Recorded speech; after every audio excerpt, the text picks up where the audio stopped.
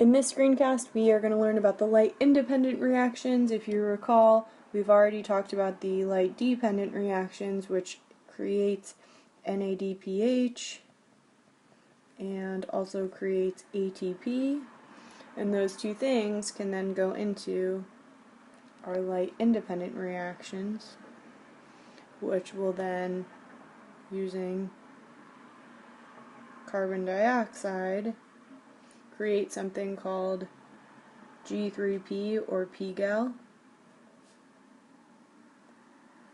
and then eventually we will turn that into glucose. But overall we're focusing on this process here shown in pink in this screencast. So just to put everything into perspective, we've talked about the light-dependent reactions. We require water and sunlight. The sunlight hits the thylakoids, it's absorbed by pigments. The water is also necessary. We use photosystem 2, an electron transport system, photosystem 1, and from it we're able to create oxygen, which will be released out into the atmosphere, ATP, and NADPH. And the ATP and NADPH go into our light-independent reactions. We'll add in some carbon dioxide to those two things, go through a cycle, create our G3P or pGal, which will leave the chloroplast, and we can then turn it into glucose, which can be used to do work in the cell. Keep in mind that the light-dependent reactions, those happen, in the thylakoid, in the individual pancakes. And then when we're talking about the light-independent reactions, those will be happening in the stroma. Overall, in this process, we are going to be doing something called carbon fixation. And carbon fixation is where we're going to turn the carbon dioxide gas into a solid, also known as G3P or pGal. It'll be a carbohydrate. And to do so, we're going to require an enzyme. And the enzyme that we use, if you remember from your enzyme songs that you created, it is called Rubisco. So let's move on to look at the process now. Please try to write this down on your own. Yes, you can take a screenshot, but I highly encourage you to write it out yourself to help you get it into your brain. We're going to start out, and keep in mind as we go through this to count your carbons. That's the most important thing.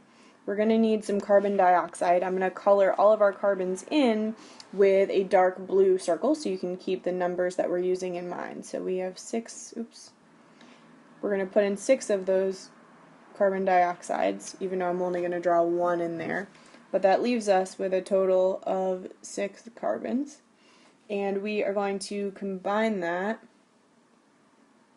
with something called RUBP. So let's draw that RUBP coming in. RUBP. And RUBP is made up of phosphates and carbons. So shown with a P, we know that that's a phosphate.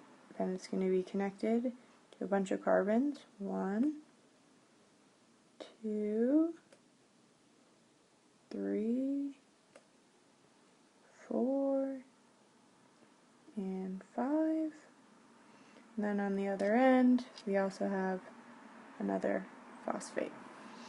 There are our RUBPs. We're actually going to put 6 of them in, right? So if you do 6 times the 1, 2, 3, 4, 5 carbons, we know that we have a total of 30 carbons.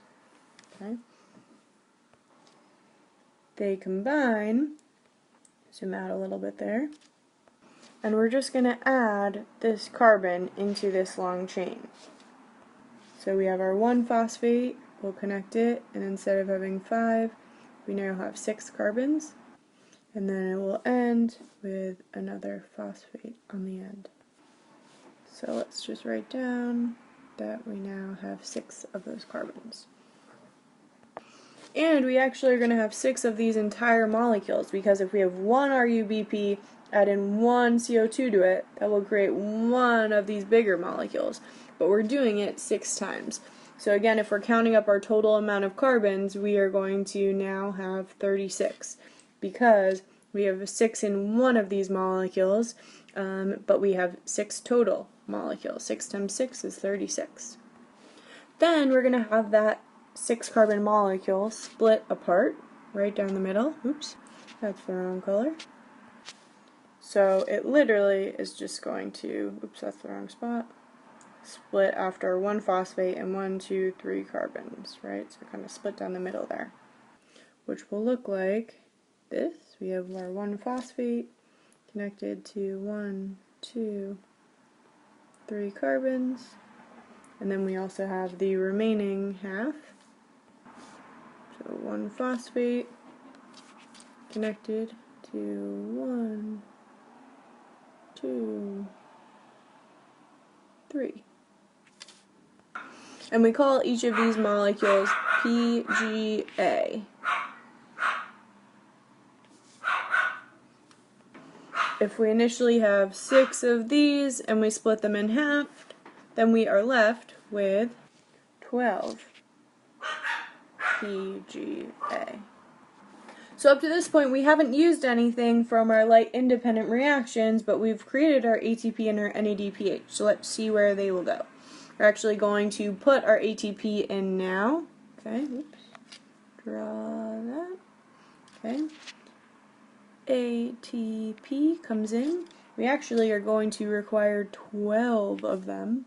And so if we're going to use ATP, remember the only other form that we've talked about is it being in the form of ADP. Remember, where we snap off one of the phosphates. So we're adding in energy, we're adding in the phosphates from the ATP here. So we're literally going to take a PGA and just add a phosphate onto the ends, the open ends. Oops, wrong color. Phosphate. 1, 2, 3 carbons. Then on the end we need to add the new phosphate that we've taken off of the ATPs that we've added in. Okay, so we're left with that. Then we also need to put in the other thing that we've created in our light dependent reactions, which is, hopefully you remember, NADPH. NADPH. Again, we're going to require 12 of them, and from it we are going to take some things off, and we're left with NADP+. Now don't worry exactly what goes on here, but then it brings us back to a molecule that will have 3 carbons, 1, 2, 3, and it will still have 1 phosphate. So we're getting back to a molecule that looks like PGA again, but it's actually not because we've added things in from our NADPH. Up here, this PGA, that stands for phosphoglycerate. And then down here, in case you're curious, you don't need to know this, but you're left with this something called glyceraldehyde 3-phosphate, or G3P. And this G3P, also called PGAL, looks really, really similar to the PGA that we have. But let's write in its name, PGEAL, or G3P. And we have actually created 12 of them. And 2 of those PGALs, or G3P, is going to go on to be used to make glucose. And the remaining 10 are actually going to continue back on into this cycle to be reused. Okay, so we're going to take 10 of them, PGAL G3P, write in the 10. Again, that's the molecule. These 10 PGAL or G3P that we're putting back into the cycle, we're actually going to convert them back to RUBP. And to do that, to regenerate that RUBP, we are going to add in ATP, and from it we will create ADP because we'll snap some phosphates off. We're going to put 6 in, 6 will come out. Okay, And again, let's just focus down at the bottom here where we've created our 2-pgal or G3P. Those are going to be used to create our end goal of creating glucose. So couldn't fit this all on one page, but here we go up at top. Let's walk through it again. We add in our CO2, combine that with RUBP. RUBP has 5 carbons on it. CO2 has 1 carbon. So add that 1 carbon from CO2 to the RUBP to create a 6-carbon molecule. Keep the phosphates where they are at the ends. Don't worry about the name of that molecule, but this one here is going to split in half right down the middle. Each one will have a phosphate and 3 carbons. We call these molecules PGA.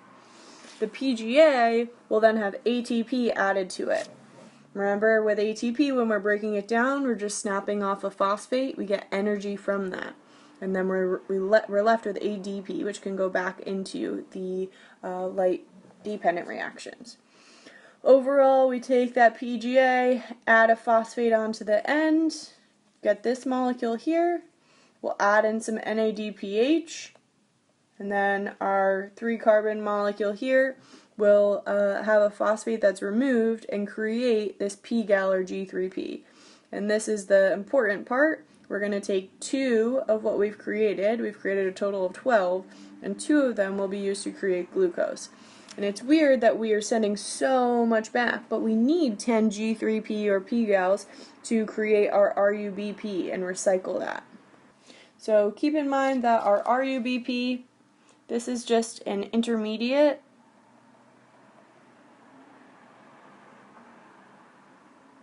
And we use this to fix our carbon.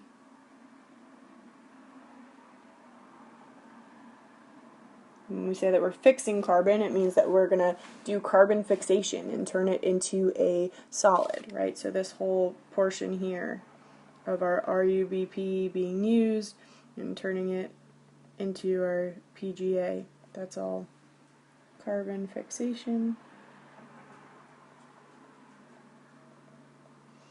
And then after we do carbon fixation, we're going to turn our PGA into pgal. And this whole process, what we're doing basically is doing a reduction. And we're doing that to create our G3P or pgal. And then in this last section here, what we're doing is we're just going to regeneration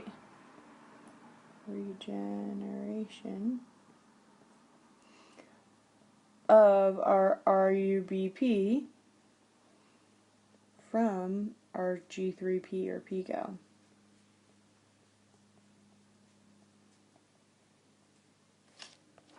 So if the things I've written in black confuse you, don't worry about it. Just trying to break it down into sort of 3 steps for you.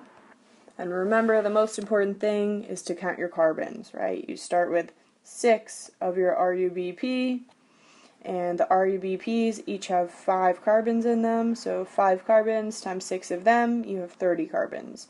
Then you add in 6 carbon molecules from CO2 to our 30 carbons, we're left with 36 carbons, which we have there for a total. There are 6 in each, and we have 6 of those molecules. 6 times 6 is 36. We split them apart, still has the same number of carbons total, okay? Then we've created PGA. Each of these are PGA molecules. We have 12 of them. Those 12 PGAs, we'll add a phosphate onto the end of them. Then we will snap that phosphate off to create a pgal or G3P. Remember, we have 3 carbons in each of those. We have 12 total.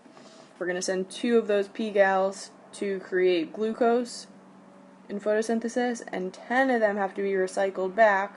Those pgals or G3Ps. We'll add in a phosphate from the ATP to the end here, and that energy will allow us to turn those pgals into RUBP so that we can continue the cycle. Here's a good image from the internet explaining this, maybe a little bit more clear than what I had, just so you can see everything. And the numbers here are correct, using our CO2, our RUBP to create PGA, put in ATP and NADPH to create our G3P, also known as PGAL. Then we're only going to use a few of them to create our glucose, and then we're going to send, as it says, 10 back. Okay, we add in our ATP, therefore we then get our RUBP. So I know this is complicated. Feel free to watch Khan Academy, find other links, but hopefully this will be one of the more simplified diagrams of the process. And if you have questions, send me an email. Bye.